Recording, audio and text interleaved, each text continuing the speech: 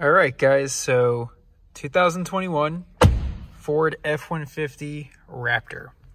And this video will be going through the Apple CarPlay pairing and usability of this particular car. And so the F-150 lineup has been completely redesigned for 2021. And you actually can get this massive 12-inch screen as well as the 12-inch gauge cluster on other F-150 models, except the very, very basic of all basic trims. So I know you cannot get either of these on the XL. On the XLT, you need to have the high trim level to get the 12-inch center screen, but there's no way to get the digital cockpit. Then from there, you have the Tremor, which is also on an all-new model. It's kind of like a baby Raptor. That you can get both the digital screen and the gauge cluster and the center stack here, the 12-inch versions. In the mid or high level trims, you get the center screen. You have to go for the high to get the gauge cluster. And then lastly, you have all of the more premium models, starting with the Lariat. And I believe the Lariat has both of these standard without selecting any of the mid or high trims, and that continues on with the limited and etc. and the platinum, obviously. So yeah, so 12-inch screen. It is a wireless Apple CarPlay system, and let's get going here. You'll see that Ford actually makes it very intuitive and easy to not only set up but use the CarPlay. All right, so let's get going by turning on the ignition. Get everything a second to turn on. Get some nice animations. This shifter is actually very cool. So you can now click this button and it folds away. Something that eventually might end up breaking, but for the time being, pretty cool. This can now be used as a workspace, which is a pretty awesome idea. So while we're down here, we have my iPhone 13 Pro, which we'll be using running iOS 15. You have a wireless charging pad, which on the Raptor, you have to go with the high trim level to get this wireless charge pad. Otherwise, the standard Raptor, even though it comes with wireless CarPlay and a giant screen, you don't have a wireless charge pad. And obviously, you can use either of those USBs. You have a USB-C and a traditional USB to connect to CarPlay or Android Auto. So I'm going to quickly turn my phone on and go into the Bluetooth settings. There we go. So we're all set up there.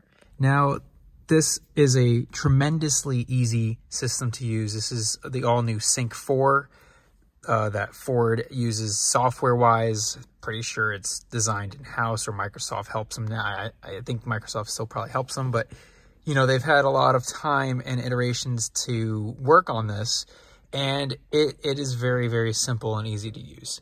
So the quickest and easiest way to pair up your phone is simply going into Phone and then clicking on New Device. There's a couple other ways to get to CarPlay and also pairing up some devices. So you have here in the center, you have an Apps button, which will pull up CarPlay, Android Auto, and from there you can select phones that have already been paired or actually pair up a new phone. And then lastly, in Settings, you have a nice little phone list, which is where you're going to actually go to select other devices or delete certain devices. So again, Settings, phone list, simple right there. So we're going to go into Phone, and then from there, we're going to actually add a device. So let's do that real quick. So you have the button right here, Add Phone. Search for your vehicle on your device and select it once it is found. So there it goes right there on the device. You click Ford Raptor. Confirm that the pin displayed on Confirm the pin displayed on your device. You don't want to allow contacts to sync, or you can allow contacts to sync. That's on your phone. You get a successful pairing. Please stay alert to and then over here, you can activate wireless CarPlay. Ford lady's done talking now. And once you allow that and say finish here, you now want to click Enable CarPlay if you do want wireless support to work. And then once you do that, it should simply push you right over to CarPlay. So that's the pairing procedure. Again, fairly straightforward. You don't really need to be too tech savvy to kind of just walk through that and listen to the instructions. And the one thing I will say is, you know, you do have to be fairly quick about touching the commands on both the phone and the screen. Otherwise, it might throw an error and you might have to do the process over again. So as you can see, unfortunately, CarPlay does not utilize the full real estate of the screen. And this is something that's clearly software limited. As time goes on, they might enable a full, you know, width version, which would be awesome, because basically you take this, you extend it another couple inches, you probably have at least 2 more icons. So then you end up with a row of 6x2, which I think that just would look a lot more premium than it currently sits. It is very usable. The screen itself is gorgeous. It's bright. It's very quick. I'd say the frame rate, not quite the smoothest 60 frames a second experience that I've seen in other wireless CarPlay vehicles. But again, as far as usability, the icons are so large, and, you know, I'm sitting all the way back in the chair, and I don't really have to reach at all to tap any of these. I mean, maybe a slight reach. If you're a shorter person, you're going to have to either have the chair up a little bit or there's a reach there. But yeah, as far as the actual screen itself, you know, this is the latest and greatest Ford has to offer. The resolution and the clarity and the colors are spot on. And so there's your kind of split view. Now you do have, you know, some usability on the right side of the screen. So what's cool is you can kind of mix and match these. So let's say if you wanted CarPlay to be your GPS, and you wanted, you know, to be using another audio source, or just have your CarPlay, you know, Spotify showing what's playing, you have this little sidebar here. And to customize this sidebar, you use the arrows below it. And this can cycle through a couple different modes. So you have obviously media, which would show CarPlay or radio or anything else that's playing. You have bed cameras, zone lighting, other things, fuel economy, trip computer, and then lastly you have navigation. So vice versa, you can go over here, you can have Spotify showing up full screen, and then you still have GPS in view. And then if you were to click this little arrow here, that will actually switch their priorities. And now you have the built-in GPS over here, taking up the majority of the screen, and you still have CarPlay information showing on the right. This right here, unfortunately, this is the full screen button, which is not enabled in CarPlay. Again, software limited, maybe something we'll see in the future. And there you can go full screen on the nav, and CarPlay is, you know, running in the background. Now, some really cool things that they did. So you do have this dedicated CarPlay button right here that never goes away. It's always right there. You can go straight back into the system.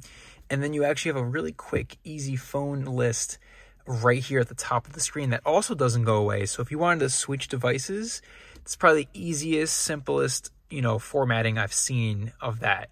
And from there, you can go ahead and even delete the device, which, again, I wish other automakers made it so simple. That's where Ford really scores high with how easy this system is to use. Now, unfortunately, you know, in the gauge cluster, I've been playing around with it a little bit, and I've really only been able to get any sort of information popping up down below, and it's basically just the song title. In the comments, you guys can let me know if I'm wrong about that, if there's any other ways to get more media there. There might be a way to customize this, configure my view. And in that case, maybe you can get more information about your media. But as of right now, that's all I'm kind of getting, which is fine because the screen is so large, you don't really need it directly in front of you. Now, going from there, you have skip track buttons on the steering wheel that will go through your songs. And it's actually very, very quick, almost instantaneous when you click it. And then you have volume rocker on this side. And then lastly, if you hold down the voice button, as in all cars, brings up Siri. Never mind. Okay. And that's pretty much the gist of the system. To just go over some you know, kind of marks there. 12-inch display, wireless CarPlay, high marks, very, very crisp screen, good resolution, good colors, decent frame rate, very, very nice interface outside of the CarPlay itself, which is, again, rare. Most automakers struggle with making their systems easy to use. And lastly, I will say, if there is any nitpicking, it would be to implement a more widescreen premium look to CarPlay, which would just please, OCD more. It would complete the look of the screen. And, I think that would really make this a complete 10 out of 10 system as far as CarPlay integration goes. Thank you guys so much for watching. If you have any questions, leave them in the comments down below. If I missed anything, also please comment down below. Thank you so much for watching, and stay tuned for more. Here's a quick just exterior look of the truck. You can see the new front fascia. It's just a great looking truck.